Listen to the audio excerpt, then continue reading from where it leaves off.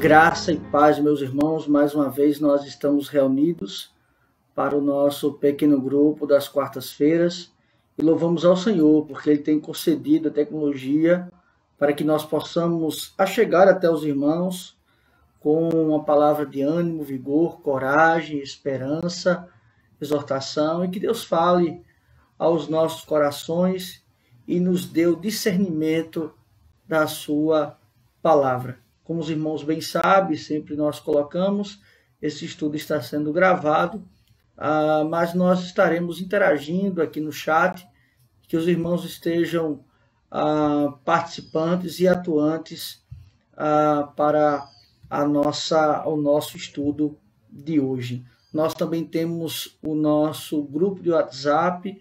Eu peço sempre aos irmãos que compartilhem pedidos e agradecimentos de oração. Estejam colocando naquele grupo e compartilhando com cada um seus pedidos, que nós possamos orar uns pelos outros, porque certamente nós temos cada uma a sua dificuldade, as suas lutas, os seus anseios, e é bom que estejamos juntos e unidos como corpo de Cristo, para podermos então compartilhar e podermos prosseguir para o louvor da glória do nosso Deus. Nós hoje vamos estudar o Salmo de número 36, Salmo esse que se encontra no primeiro livro do Saltério.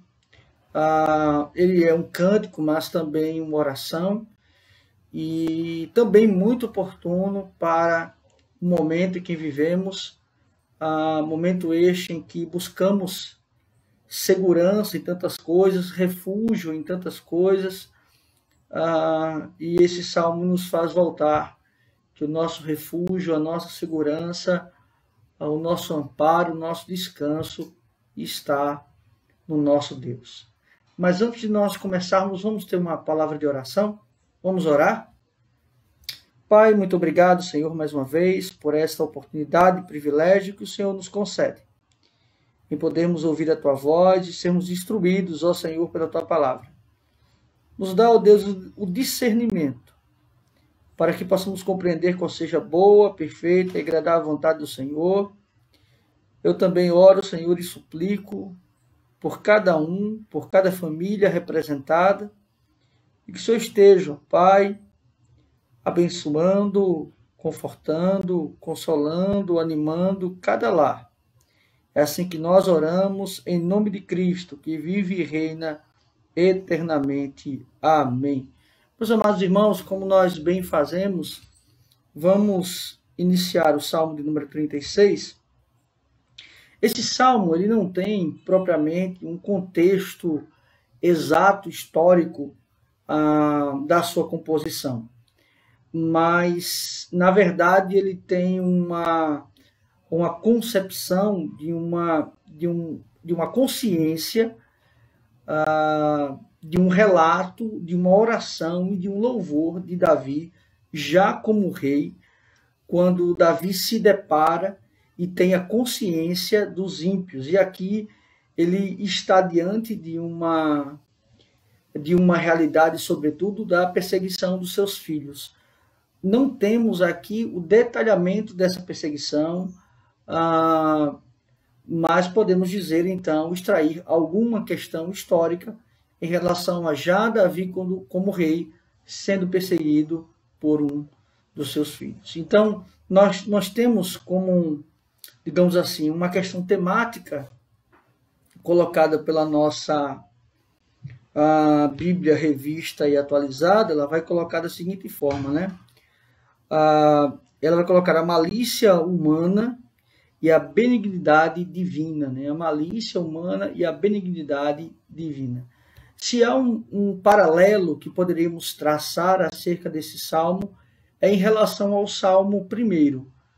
Como nós já colocamos em vários estudos, o Salmo 1 e o Salmo 2, eles são um preâmbulo de todo o Saltério. Então, nós muitas vezes vamos ver em alguns outros salmos um resgate a essa temática principal que é tratada tanto no Salmo 1 quanto no Salmo 2. E o paralelo que se faz ao Salmo 1 é justamente esta comparação entre o justo e o ímpio, e, sobretudo, essa ideia que, inclusive, é a tônica de Gênesis, da existência de duas descendências, de duas linhagens. Então, nós vamos observar que este relato dos ímpios, ao mesmo tempo o descanso dos justos, o descanso daqueles que são de Deus, são povo de Deus, é decorrente dos Salmos, e isso é a dinâmica propriamente do primeiro livro, falando a respeito de súplicas, de orações, de calamidades, de justiça e, acima de tudo, destas descendências. Como nós sempre falamos que os 5 livros de Salmos, na verdade, eles estão correlatos aos 5 livros do Pentateuco, né? Gênesis, Êxodo, Levítico, Número, Deuteronômio. Então, nós precisamos compreender essas ligações. Mas nós vamos então ao Salmo propriamente dito, e nós vamos extrair algumas lições, não só da concepção teológica, mas também lições práticas para a nossa vida, na sua relação de preâmbulo, né? E vamos dizer assim, de um título, ele coloca ao mestre de canto de Davi, servo do Senhor. De Davi, servo do Senhor. Aqui ele tem justamente essa colocação de servo do Senhor para deixar claro o olhar daqueles que são, então, chamados por Deus, dessa cosmovisão, para aqueles que são ímpios, para aqueles que são repróbios diante do Senhor. Então, nós vamos observar este servo, esse escravo do Senhor, tendo, então, a concepção do mundo e daqueles que não são povo de Deus. E, ao contrário do primeiro salmo, que começa com uma bem-aventurança, e aí eles só invertem, né? Enquanto o salmo de número 1, ele vai ter o seu início falando do justo, nós então vamos ter nesse Salmo 36 já trazendo a característica do ímpio, as suas como então ele se apresenta, né? E isso é muito importante. Nós vamos observar que este salmo ele terá 3 divisões. Dos versos de 1 a 4, é justamente essa caracterização, essa dinâmica acerca de como são esses ímpios, esses seres reprovados pelo Senhor. Posteriormente, ele vai então fazer uma espécie de doxologia acerca de Deus, dos seus atributos, da sua grandeza, da sua majestade, dos versos de 5 até o verso número 9, e dos versos 10 até o verso número 12, ele vai então partir para uma espécie de oração ao Senhor. Então nós vamos primeiramente ver versos de 1 a 4, aí sempre naquela dinâmica que nós colocamos, verso a verso, entendendo qual então é o intuito do texto, sabendo que nós devemos então vislumbrar o texto à luz do seu contexto, mas também à luz de uma prática para as nossas vidas. Assim diz o Salmo 36, no seu verso 1. Ao coração do ímpio, a voz da transgressão, não há temor de Deus. E aí ele começa justamente dizendo isso, não há temor de Deus diante dos seus olhos. Aqui é importante porque, primeiramente, nós temos que, ao coração do ímpio, sabemos que o coração no Antigo Testamento são as entranhas, é todo o ser, não é uma motivação, um sentimento, ou algo específico, mas todo o ser ele está canalizado para a impiedade. As suas entranhas, há no coração do ímpio, há em suas entranhas, há em todo o seu ser. E ímpio justamente é aquele que pratica a impiedade. E o que é impiedade? É aquele que não cessa de fazer o mal. É aquele que não cessa em maquinar o mal. É aquele que não cessa em ter prazer no pecado e prazer na maldade. Então nós vemos um coração escravizado. Este coração não terá misericórdia, esse coração não terá compaixão. Mas, acima de tudo, não é o ímpio, ele não está atrelado ao mal, ao outro ser humano, propriamente dito. Não. É aquele que blasfema contra Deus, confronta a Deus, porque justamente é isso. Não podemos olhar para o pecado ou para a maldade como sendo algo que tem primazia no outro ser humano, mas principalmente naquilo que ofende a Deus. Enquanto muitas vezes nós temos uma visão um pouco humanista, existencialista, de muitas vezes a nossa sociedade ela ser complacente com pecados que atingem, de certa forma, a santidade de Deus e serem totalmente terríveis com pecados que ofendam a outro ser humano. Exemplo, pessoas têm ojerize aqueles que cometem o estupro ou aqueles que são assassinos. Isso causa espanto na sociedade. Mas quando o indivíduo, exemplo, ele é homossexual, ou ele então existe a concepção do aborto, isso não é visto tanto como terrível por nossa sociedade. Porque, é claro, de certa maneira, não atinge visivelmente a outro ser humano, mas é blasfema contra o Senhor. Atinge justamente a concepção da criação, por exemplo, dos mandatos culturais e sociais que o Senhor colocou. Então, muitas vezes, o que nós concebemos ou que nós, na verdade, temos como pecado, que nos causa horror, é aquilo que a sociedade impõe para nós, não aquilo que propriamente a Bíblia nos coloca como pecado. Então, nós devemos estar atentos a isso. O quanto o assassinato é terrível, deve ser repugnado da mesma forma o homossexualismo, da mesma forma a mentira, da mesma forma aquele que não atende à santa convocação. Então nós temos que observar isso. Não existe, como se chama o pecadinho e o pecadão. Não existe isso. Pecado é pecado. Então, aqui ele fala então desse ímpio, Ele vai dizer a voz da transgressão.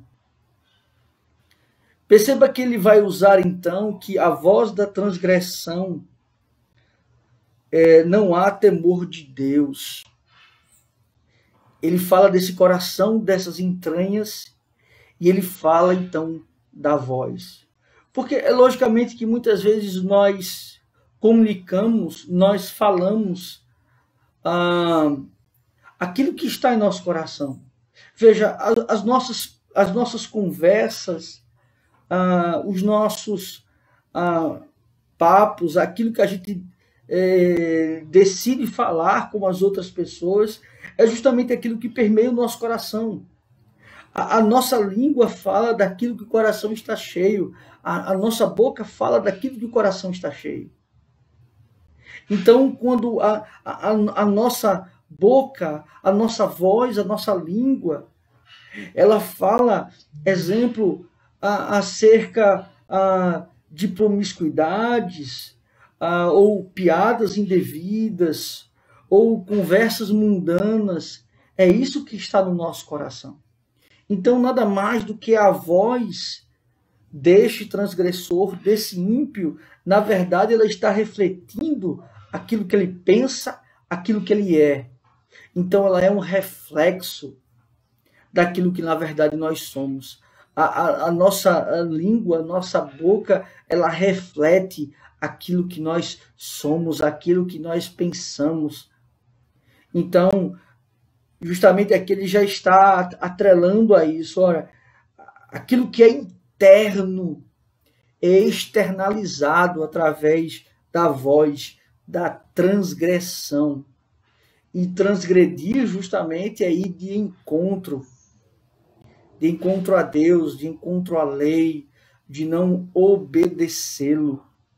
Enquanto no Salmo 1, justamente a gente vai ter a bem-aventurança ligado àqueles que observam a lei do Senhor, que estão na lei do Senhor, descansam na lei do Senhor de dia e de noite, meditam nela. Nós teremos então aqui a desobediência, a transgressão, e como já é e já se comporta estes que transgridem a lei. Então nós vamos observar que ele vai tratar deste coração, né? Deste coração pecaminoso, deste coração que arde em enganos, que não tem prazer na lei do Senhor, né? Não medita nessa lei de dia e de noite. Então nós estamos observando que línguas que ardem enganos, línguas maliciosas, línguas que não têm louvor nos seus lábios, palavras de paz nos seus lábios, palavras de consolo nos seus lábios, mas de transgressão, né? Há uma maquinação do mal nas suas línguas, nos seus lábios. E aí o texto, justamente, ele vai continuar nesse verso e vai nos dizer assim: não há temor de Deus diante de seus olhos. Não há temor de Deus. Aqui, então, ele fala da cegueira, né? Primeiramente, o temor de Deus está associada com a tolice, porque se não há temor de Deus, é porque eles não são sábios, porque o temor de Deus é o princípio da sabedoria. Então ele fala aqui que esses não só são ímpios, mas eles são tolos, eles são cegos. Não há temor de Deus diante dos seus olhos, é justamente Deus não se revela a eles, Deus não se mostra a eles, Deus não aparece para eles. Não há temor de Deus, logo eles não têm a sabedoria. Não há temor de Deus diante dos seus olhos. E aí, o que é que acontece quando não há temor de Deus? Quando, por exemplo, eles não conseguem, pela sua própria natureza pecaminosa, conhecer e reconhecer a Deus. Ora, eles agem como tolos. É aquele justamente princípio: quando não conheço a Deus, eu me coloco muito maior do que Deus. Então eles agem de forma tão tola que pensam que a justiça de Deus não virá. Eles agem de forma tão tola que não percebem que Deus é onipresente, onisciente, onipotente, que os seus atos não terão consequência, que não há então quem esteja olhando e observando os seus atos. Então isso é terrível. Eles perdem então a noção da existência de um Deus todo-poderoso. E é isso que o pecado ele faz. Ele cega, ele nos tira o discernimento, ele nos tira o temor de Deus, e logo nós passamos a ser tolos. Porque conquanto nós pecamos, porque claro, nós somos pecadores, né? E é por isso que pecamos, o nosso coração ele ele se aflige, ele fica abatido, ele fica entristecido, ele fica temeroso. Ora, por quê? Porque quando isso acontece, é porque Deus está se revelando a nós e ele está, primeiramente, revelando a sua santidade e a nossa pequenez. Mas quando nós perdemos esse coração temente a Deus, nós não sentimos nem mais remorso pelo pecado. Nós praticamos o pecado e nós não temos nem mais remorso do que estamos fazendo.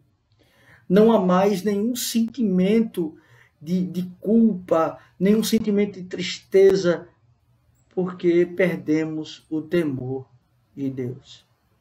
Então, estes homens, eles agem como se não houvesse consequências, como se os seus atos não fossem em algum momento julgados, e eles podem fazer aquilo que bem entendem com as suas vidas. E é justamente isso que o verso de número 2 nos tratou. No verso de número 3, ele vai dizer assim: porque a transgressão o lisonjeia os seus olhos, e lhe diz que a sua iniquidade não há de ser descoberta nem detestada. Percebam uma ilusão que é justamente trazida a estes. Sabe qual é o pior castigo que Deus pode trazer diretamente ao ser humano? Não é ele puni-lo diretamente pelo seu pecado, mas é ele deixar ao seu bel prazer. A pior coisa que um pai ou uma mãe pode fazer por um filho não é discipliná-lo, não é castigá-lo, não é chamá-lo a atenção, porque quando ele faz isso, há um sinal de que ele ama este filho e que ele quer a correção desse filho e que ele deseja que esse filho ande nos seus caminhos, nos bons caminhos do Senhor. Mas quando o pai vê um filho se afundando, exemplo, nas drogas, ou no álcool, ou na jogatina, ou em qualquer outro aspecto, quando você vê todo esse cenário e nada faz, o que isso demonstra? Indiferença. Porque, saibam disso, o oposto do amor não é o ódio, mas o oposto do amor é a indiferença. Ser indiferente ao outro. E aí, quando isso acontece, estes tolos, estes pecadores, têm justamente a sensação de que eles ficarão impunes, de que eles justamente não terão o castigo, de que nada acontecerá com eles, e que os seus atos não são detestáveis. Ou seja, a ilusão. A ilusão de que tudo é possível. A ilusão de que eu nunca serei punido. A sensação da impunidade. Porque a sensação da impunidade, meus irmãos, nos faz progredir no mal, nos faz progredir no pecado. Quanto mais nos apercebemos sem uma disciplina, sem um castigo, sem uma exortação, mais progredimos naquela falta. Porque esta sensação é criada em nós. E isso é terrível. Isso faz, então, a progressão do pecado. O pecado é progredir cada vez mais. No verso de número 3, ele vai assim dizer: as palavras de sua boca são malícia e dolo. E ele vai dizer, abjurou o discernimento, né? Abjurou o discernimento e a prática do bem. E a prática do bem. Aqui é importante porque nós percebemos que as características elas vão aumentando, né? O discernimento a falta de discernimento do que é certo e do que é errado. A moralidade, então, é atingida. Porque até então, de certo aspecto, nós não deixamos de ser imagem e semelhança de Deus. O pecado original, ele não tirou do ser humano ele ser imagem e semelhança de Deus. Isso é muito importante. Mas chega a um ponto tão terrível que até esta moralidade que está presente em todo ser parece que não existe. Então, qualquer tipo de senso, de discernimento, e aí a prática do bem, né? A prática daquilo que é bom. Percebam algo importante. O cristão, o servo do Senhor, não é só aquele que não pratica o mal, mas é aquele que faz o bem.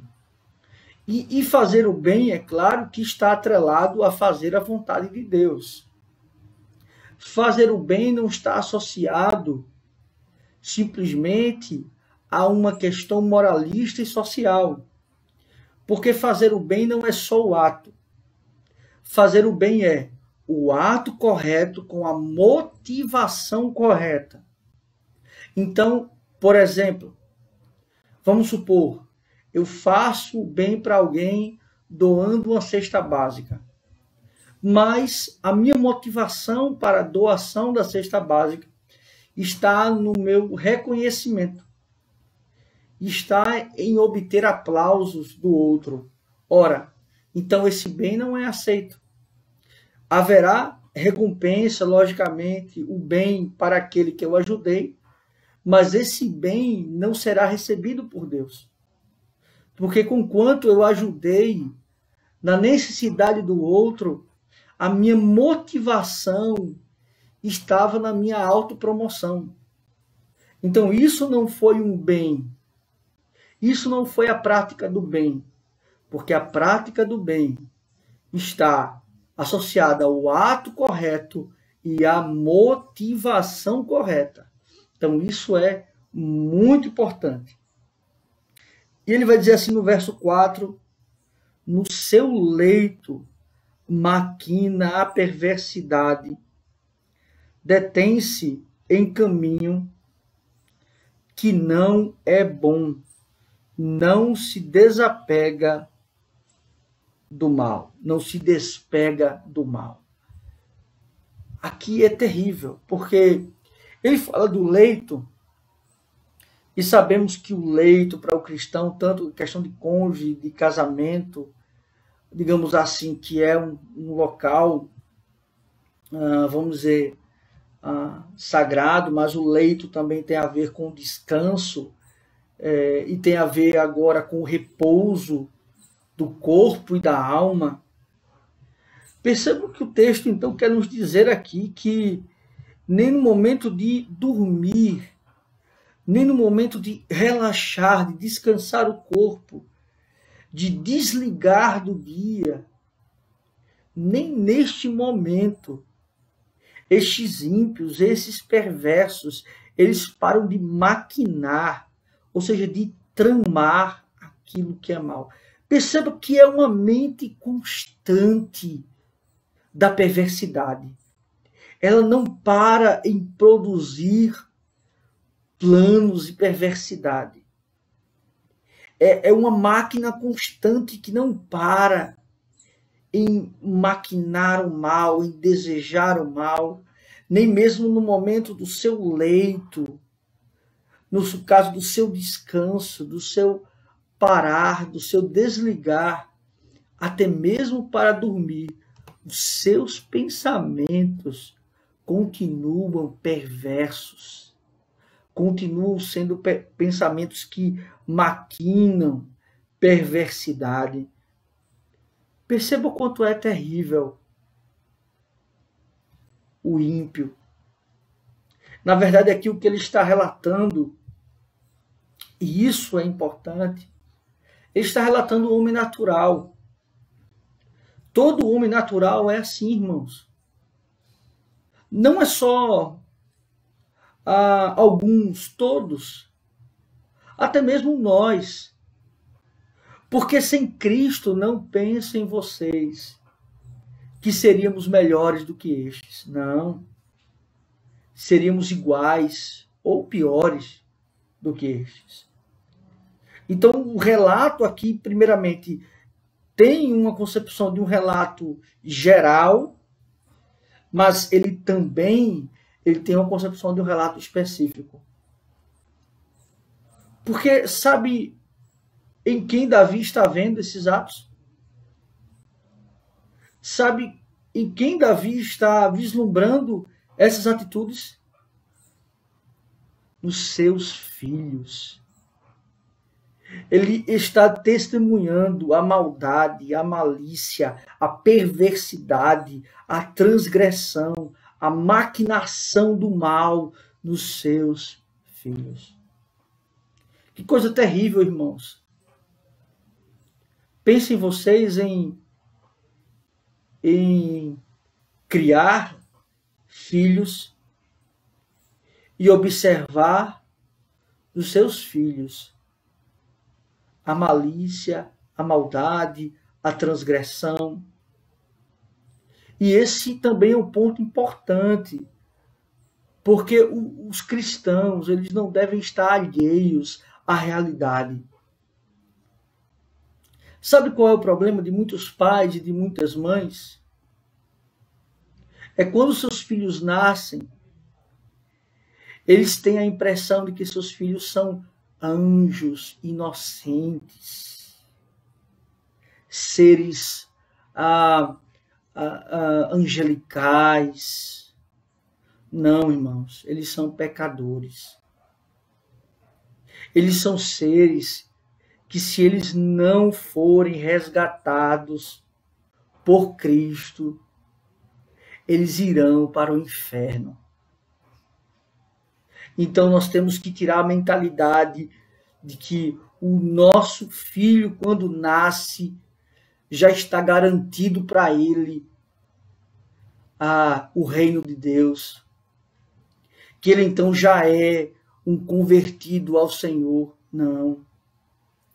Ele pode estar nascido na aliança, mas é preciso apresentar a ele o Evangelho, o Senhor Jesus Cristo, para que no devido tempo, de acordo com a vontade de Deus, o Espírito Santo, ele o traga e o faça confessar publicamente Senhor Jesus como seu Salvador. Então isso deve ser tratado nos nossos lares. Conquanto nós tenhamos a teologia do pacto, da aliança, isso não é garantia de que todos os filhos que teremos serão, então, eleitos de Deus. Não. Então, precisamos tomar cuidado. Davi, então, está olhando para os seus filhos. E por ser um servo de Deus, o coração regenerado, ele consegue ver a realidade. Seus filhos são transgressores, são maquinadores. Eles são ímpios, não fazem a vontade de Deus.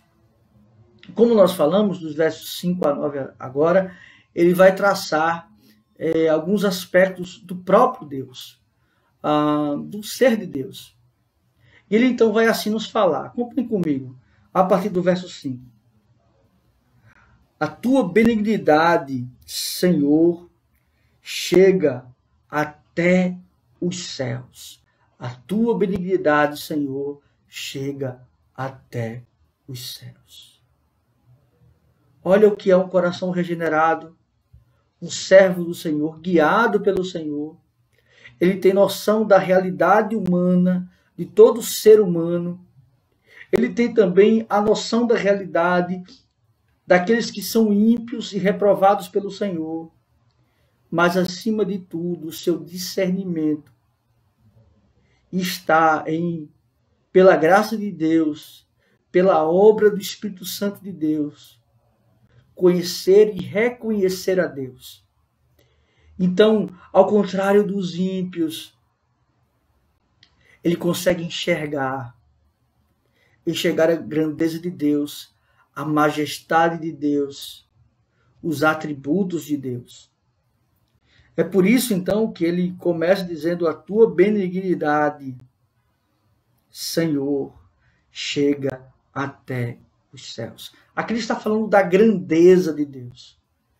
A chegar até os céus, ele não está dando limites a Deus. Isso é importante. Deus ele não tem princípio, nem começo, nem fim. Ele não está limitando Deus de uma extremidade para outra, mas ele está enaltecendo a grandeza de Deus. É claro que quando nós olhamos para a expressão céus, sempre no plural, remetendo a Gênesis, né? No princípio criou Deus os céus e a terra. E aqui ele fala do Gênesis, ele fala a concepção, ele criou o firmamento, mas ele também criou a morada celestial. Então ele fala de toda a criação, desta grandeza de Deus, a sua bondade, a sua benignidade, a sua benevolência. Sabe o que é interessante, irmãos? Aqui é uma espécie de tolerância de Deus. Deus tolera estes maus, não logicamente o abstendo da sua sentença e da sua condenação. Mas perceba como é que Deus é tão bom que ele ainda permite que estes estejam vivos, pois ele poderia aniquilá-los, matá-los, mas ele permite ainda que estes estejam vivos para o louvor da sua glória. Como diz Romanos 9, né, o vaso de honra e o vaso de desonra. Então, nós temos aqui esta tolerância de Deus. Deus tolerando estes. Ora, Senhor, o Senhor é tão bom. O Senhor é tão grandioso. Criou todas as coisas que o Senhor ainda tolera estes. Estes que blasfemam contra o Senhor. Estes que não são dignos de estarem vivos, o Senhor os tolera. Ele vai dizer: até as nuvens e é a tua fidelidade. Até as nuvens é a tua fidelidade. Perceba que ele trouxe primeiramente a bondade e agora a fidelidade do Senhor. Ele consegue, por ter um coração regenerado, ele consegue justamente traçar os atributos do Senhor. Ele fala então da benignidade do Senhor, ele fala então da fidelidade do Senhor. Assim mesmo, não é fidelidade aos homens, não é bondade para com os homens, mas é justamente porque estes atributos refletem e são para a sua própria glória. E ele então vai dizer no verso 6, mais uma vez um atributo: a tua justiça é como as montanhas de Deus, os teus juízos como um abismo profundo. A tua justiça e o teu juízo, mais uma vez ele vai para uma extremidade à outra. O que ele está querendo dizer aqui? Que esta tolerância de Deus, o fato de Deus ser bom a tal ponto de ainda estes estarem vivos. Não é porque Deus está alheio aos seus atos, não é porque Deus concorda com eles, mas porque justamente é tudo no seu tempo. Deus é justo. Não acontece nada que esteja fora do senhorio e dos atributos de Deus. Isso é extremamente importante. Muitas vezes nós questionamos Deus por algo que ainda não aconteceu, por algo que acontece em nosso meio e nós queremos que Deus agisse naquele momento. Pois saiba que também é grandiosa a justiça de Deus. No tempo certo, Deus trará a sua justiça. Então, ele está, conquanto ele traçou as características destes ímpios, ele agora então está retratando as características de Deus. Os teus juízos como um abismo profundo, tu, Senhor, preservas os homens e os animais. Aqui então ele fala da preservação de Deus, da providência de Deus. Deus preserva a sua criação. Porque é claro que a preservação da criação de Deus é logicamente um testemunho das promessas de Deus. Porque Deus não prometeu, Deus não disse que iria aniquilar a sua criação. Muito pelo contrário. A promessa feita em Gênesis 3,15, o proto-evangelho, é um Deus que redimirá a sua criação. E é claro que, conquanto haja perversidade, isso aqui é muito importante. Conquanto os homens sejam perversos, maquiavélicos, conquanto eles sejam ímpios, eles não são capazes, pelo seu pecado, de anular as promessas de Deus, de anular o plano redentivo de Deus e de trazer, então, a reconciliação de Deus com a sua criação. Então, aqui também ele está traçando o Deus redentor, que preserva a sua criação. Mas não necessariamente é preservar todas as criaturas.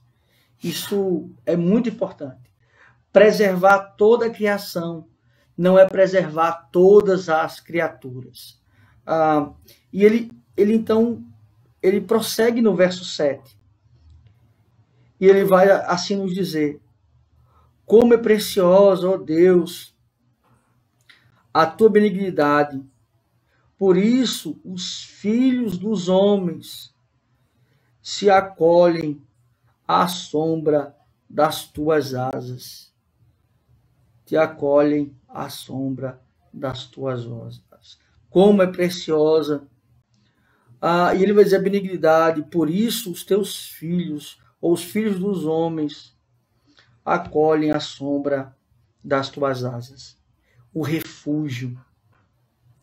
E aí é justamente os filhos dos homens. Aqui está falando da descendência, a descendência da mulher. Que viria aquele que iria esmagar a cabeça da serpente. E é justamente esse, filhos dos homens, regenerados, chamados por Deus, justificados em Cristo, adotados pelo Senhor, convertidos, santos, que eles então têm a possibilidade de reconhecer que é só no Senhor que eu tenho abrigo, que eu tenho refúgio. E aqui ele está falando uma espécie da galinha, né, que junta os seus pintinhos e tem ali o seu ninho e os protege e os esquenta. e os coloca debaixo das suas asas, protegidos, aquecidos, seguros. E aí a sensação para estes é uma sensação de tranquilidade e de paz. Conquanto a característica de Deus serem ouvidas pelos ímpios é sinônimo de terror.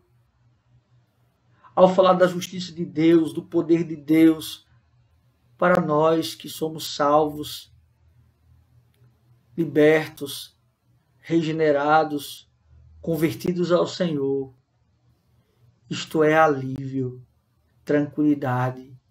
Isso não nos traz terror, mas isso nos traz paz. E aí então ele vai, no verso 8, prosseguir o texto, ele vai dizer: fartam-se da abundância da tua casa e na torrente das tuas delícias lhes dás de beber. Aqui ele vai fazer uma comparação com a sensação daqueles que comem e bebem, ou seja, serem saciados. O que é maravilhoso para nós é que a presença do Senhor, a revelação de Deus, nos traz justamente essa sensação de sermos preenchidos e saciados pelo Senhor. Quando nos fartamos das suas promessas, das suas delícias, da sua bondade, conquanto o homem natural, ele se sacia com comida e bebida, e o seu prazer está justamente em comer e beber. O nosso prazer está na presença de Deus, em ser alimentado espiritualmente pelo Senhor. E o que é interessante é que o saciar de comer e beber, ele tem tempo, ele acaba. Você come, mas em um determinado tempo você tem que comer novamente. Você bebe, mas em determinado tempo você sente a sede novamente. Mas na presença do Senhor, no Senhor, este saciar-se, ele não acabará. Será pleno, será eterno, será constante. E isso é excelente para as nossas almas, maravilhoso para nós, porque nós podemos então desfrutar do Senhor. E é claro que a casa que ele fala aqui é a habitação de Deus. Na sua presença seremos saciados. Nesta vida não teremos essa plenitude, mas o lugar que o Senhor já tem preparado para nós, viveremos eternamente saciados, constantes e alegres. No verso de número 9, para terminar então esta parte, ele vai dizer: pois em ti está o manancial da vida, na tua luz vemos a luz. Na tua luz vemos a luz. É claro que ele, então, aqui ele está falando desse resplendor do Senhor, desse resplandecer do Senhor. Na tua luz vimos a luz. O que é interessante é que quando nós olhamos para a lua, por exemplo, a lua não tem luz própria, né? Ela necessita do sol. E ele fala então desse estado de glória, de iluminação do Senhor. Porque sem luz não há como andar, não há como caminhar. Na escuridão ficamos com medo e incertos. Mas quando há luz, caminhamos exatamente sabendo onde estamos pisando. E nós podemos então prosseguir, porque temos a certeza para onde estamos indo, aonde estão os percalços, aonde estão os tropeços. Mas então, ele trouxe esta grandiosidade de Deus e ele vai fechar agora com uma espécie de oração. Acompanhe comigo, é assim que ele vai nos dizer, verso 10 até o verso 12. Continua a tua benignidade aos que te conhecem e a tua justiça aos retos de coração. Ele vai terminar essa oração justamente fazendo o contraponto daqueles que são ímpios, aqueles que são retos de coração. Ele fala justamente aos que te conhecem ou aos que são conhecidos pelo Senhor. Porque, é claro, o conhecer de Deus não é algo cognitivo. O conhecer de Deus é uma obra do Espírito Santo de Deus, aonde nós somos, então, vivificados pelo Senhor. E podemos, então, enxergar quem nós somos, quem Deus é, os nossos pecados, a santidade de Deus, a nossa incapacidade e a capacidade em Cristo de obtermos redenção para vivermos com o Senhor. No verso 11, ele prossegue o texto e ele vai assim nos dizer: não me calque os pés da insolência, nem me repila a mão dos ímpios. Ele pede então por livramento. Mas a concepção aqui também, primeiramente, é não ser entregue aos ímpios e também não andar no caminho desses ímpios. A nossa oração ela deve ser uma constante vigilância, irmãos. Conquanto somos salvos, eleitos, regenerados, nós também temos o processo de santificação. E então nós temos que estar vigilantes no nosso comportamento, nas nossas ações, no nosso andar, no nosso caminhar. E é isso então que ele pede. Ele pede a Deus que o guarde, que o conduza para o louvor da sua glória. E muitas vezes a nossa vida cristã, nós relaxamos. Nós não nos damos conta que muitas vezes, sim, podemos cair e transgredir e de contrário à lei do Senhor. Portanto, nós devemos constantemente pedir a Deus que esteja conosco, nos conduzindo, nos guiando. Essa deve ser a nossa oração. No verso 12, ele diz então assim: tombaram os obreiros da iniquidade, estão derridos, podem levantar-se. Aqui então onde está justamente estão derruídos, né, e não podem mais levantar-se. Perceba que ele fala desse tombamento, né, desses obreiros da iniquidade. Irmãos, os ímpios, assim como nós, somos proclamadores do Evangelho, somos proclamadores de Cristo. Os ímpios, os iníquos, eles são proclamadores de Satanás. Eles são proclamadores das trevas. Porque aquele que não está em Cristo está com Satanás. Nós temos que ter isso em mente. O texto ele termina nos trazendo isso, justamente. Eles não podem se levantar, serem erguidos, porque eles foram abandonados por Deus. Eles não podem ter reconciliação com Deus. Aqui, meus irmãos, não é, claro, logicamente, não é orientação para que nós não falemos com ímpios, ou que nós não dizemos a eles um bom dia, ou sejamos educados.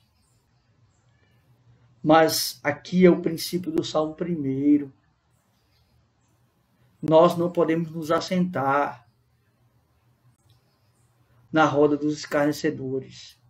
Não podemos andar nos seus caminhos. Não. Muito pelo contrário. Nós temos que nos separar deles. Quando nos assentarmos com eles, quando estivermos em algum momento, não devemos ser instruídos por eles. Não são eles que devem ser os nossos conselheiros. Não são eles que devem ser aqueles que busquemos palavras de sabedoria, porque eles são tolos. Não devemos buscar neles refúgio, porque eles não conhecem a Deus, que é o nosso refúgio. Não. Devemos vê-los como inimigos de Deus, mas ao mesmo tempo em oração, para que justamente, assim como nós outrora estávamos mortos em nossos delitos e nossos pecados, que Deus os traga à vida, a novidade de vida, com o coração voltado para o Senhor. Meus amados irmãos, que Deus nos abençoe, que Deus nos faça sempre compreender a sua palavra, entendendo que a sua palavra e a sua vontade é boa, perfeita e agradável. Estarei também no nosso grupo, estarei à disposição dos irmãos, que Deus assim nos abençoe. Vamos orar mais uma vez, encerrando esse momento. Pai, muito obrigado pela tua palavra que nos traz consolo, porque o Senhor é o nosso refúgio e fortaleza. Obrigado, Senhor, porque é o Senhor que tem nos conduzido para o louvor da tua glória. Ó Deus, que também nos deu discernimento de podermos identificar os ímpios em nosso meio. E que possamos, ó Pai, viver uma vida que agrade ao Senhor, de santidade. E no momento que precisarmos, ó Senhor, de refúgio, de consolo, de abrigo, de conselho, que não busquemos, Senhor, nos tolos, mas que, Senhor, possamos buscar em Ti. Obrigado pelo Teu Filho Cristo Jesus, que nos trouxe redenção e salvação para o louvor da Tua glória. É assim que nós oramos, em nome de Cristo. Amém. Que Deus os abençoe, meus irmãos.